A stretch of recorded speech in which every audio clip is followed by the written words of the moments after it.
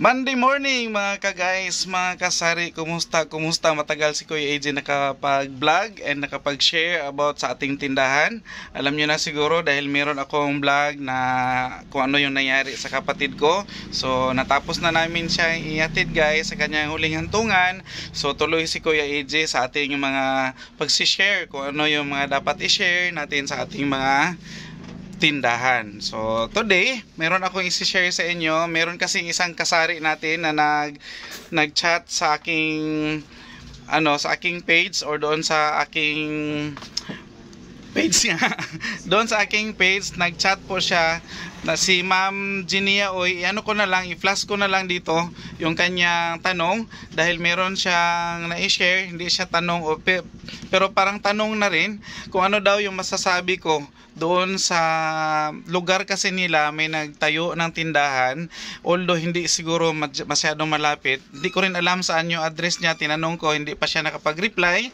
Meron kasi siyang senior na may nag-open daw ng tindahan sa kanilang lugar at saka yung kapitbahay niya is nagbalita sa kanya na nang-iinganyo ng kanilang mga customers na doon na sa kanila mamili dahil tag piso-piso lang daw yung tubo niya bawat item. So ano daw yung point of view ni Kuya AJ doon sa mga papiso-pisong tubo?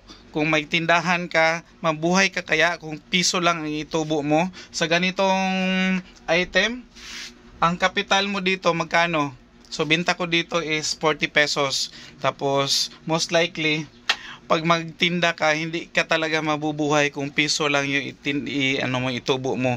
Kahit na siguro wholesaler ka, hindi pwedeng piso lang itubo mo. Paano na yung pamasahe mo papuntang groceryhan? Paano na lang yung bayarin mo sa kuryente?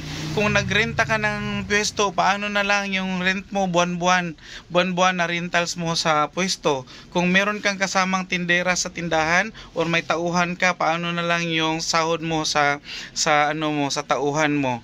So hindi ka talaga makasustain. So yung ginagawa ng kanyang kapitbahay or sa lugar nila kung saan man siya nakatira ngayon or saan yung pwesto niya, parang panira na lang talaga yun sa paninda niya. So pangbulabog kumbaga sa Bisaya, pangbulabog lang para guluhin lang yung pagnegosyo mo. Kasi kahit na siguro guys, sabi nga ni Kuya AJ, kahit na wholesaler, hindi po kakayanin na magtubo ka lang ng piso bawat item. Kahirap talaga siguro iisipin. Pwede na lang siguro kung yung about sa mga candy, pero candy nga ngayon is hindi mo na pwedeng ibenta ng piso. So ang hirap dahil may mga candy tayo na apat na piso or apat na 5 or 3-5 na bintas. Nober nga namin 3-5 na. So nagreply na si ma'am. Nakita ko sa aking messenger ang ulo-ulo ingon ni Wang Ising, ang ulo-ulo ni gawas na. So nagreply na siya. She is from Turil, Davao City. So malapit lang pala dito sa ni Kuya AJ, and taga Davao din pala si Ma'am Genia Oy. Sasabihin ko na talaga yung pangalan ni Ma'am Genia Oy. Siya po yung nag-PM sa akin.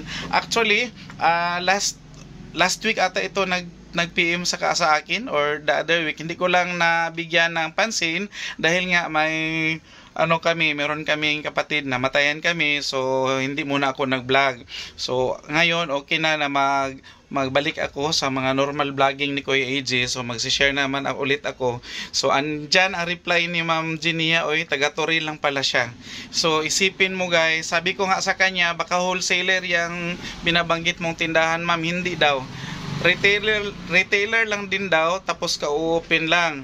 Pero ano ba yung sadya niya sa pagtitinda? Gusto niya bang kumita? Gusto niyang medyo lumuwag yung kanyang pamumuhay. So hindi pwede kung magpiso-piso lang siya, hindi talaga siya kikita. Paano kung mapuntahan siya ng business bureau? Paanuhin siya ng permit. Mahal po magkuha ng permit. And eventually, pag nakakuha ka ng permit, uutusan ka din ng business bureau na magpunta ng BIR. So magkuha ka din ng BIR. So paano niya mabayaran yung kanyang mga quarterly, kanyang annual, kanyang ano-ano pa yung mga bayarin sa BIR. So sa tingin ni Kuya AJ guys, Makati lang yung ilong ko. Sa tingin ni Kuya AG guys, hindi po siya tatagal. Sa ano ko lang ha, sa point of view ko lang, hindi po tatagal ang tindahan na ganon ang pag ano niya, ganon yung pamamaraan niya, paano niya tubuan ang kanyang paninda. Kasi sa amin nga guys, ang hirap nga, hindi naman siguro masyadong mahal talaga yung paninda ni Kuya AJ dahil hindi naman tayo wholesaler, so pwede nating tubuan ng yung makatarungan na tubo talaga yung ginagawa namin. So pag above 10 pesos na yung kapital mo sa isang item, hindi talaga siya pwede guys na piso lang yung itubo mo. Paano na lang yung mga overhead expenses mo? Hirap nga ano yung tubo natin is katamtaman lang, nahihirapan nga tayo dahil lalo na pag dito mo kinukuha lahat ng mga pangangailangan mo, lahat ng pangangailangan ng pamilya mo, so hindi talaga tatagal. So wag kang mag-alala Ma'am Genia, oy. hindi tatagal yan. So hayaan mo na lang muna siya na ganun. Hayaan mo din yung mga customers mo na mapunta doon. Basta ang gawin mo is wag kang yung sabi nga is wag kang makipag price war sa kanila kung ano yung pamamaraan mo kung paano tubuan yung mga items mo na paninda mo, ituloy mo lang basta hindi ka na nagpa-overprice yung talagang hindi na makatao na presyohan, okay lang yan. So tuloy lang, dasal lang tayo. Hindi yan tatagal.